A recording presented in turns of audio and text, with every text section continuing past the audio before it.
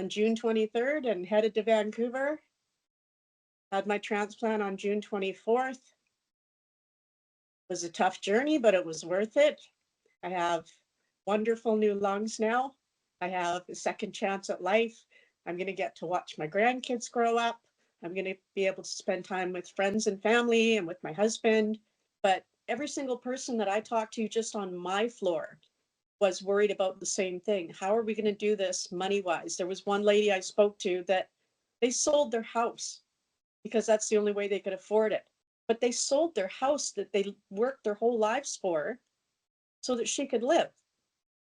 But now they got to start all over again. We need dedicated housing for people, and we need dedicated funding from the government, because then we can go back into the workforce and continue to support our country. But if we're dying, we can't.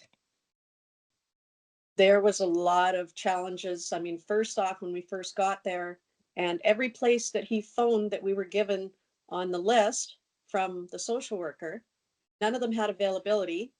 None of them could even give us any direction of where to check. He finally found one through a friend of ours, and it was $4,000 for 10 days. And we did find another place. Like, there was probably 40 stairs. And for me, it wasn't feasible. So we only stayed there for a short time. And then we found the perfect little suite that was ground level and had a little garden I could sit in, and, benches and things outside. And it was close to everything. And I could go for walks in the neighborhood because it was flat.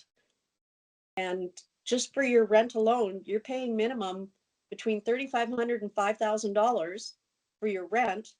Then you've got all your other expenses of food and daily necessities and, prescription medication that's not covered through the transplant team.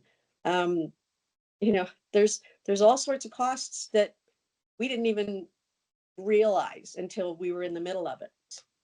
All we had for income was EI for my husband, because I've been on disability since 2018, and disability isn't a whole lot. But all we had was his EI, which, if anybody knows, EI doesn't pay very much because it's a hard journey. And it's the hardest thing I've ever done in my life. It's worth it now. And it was hard.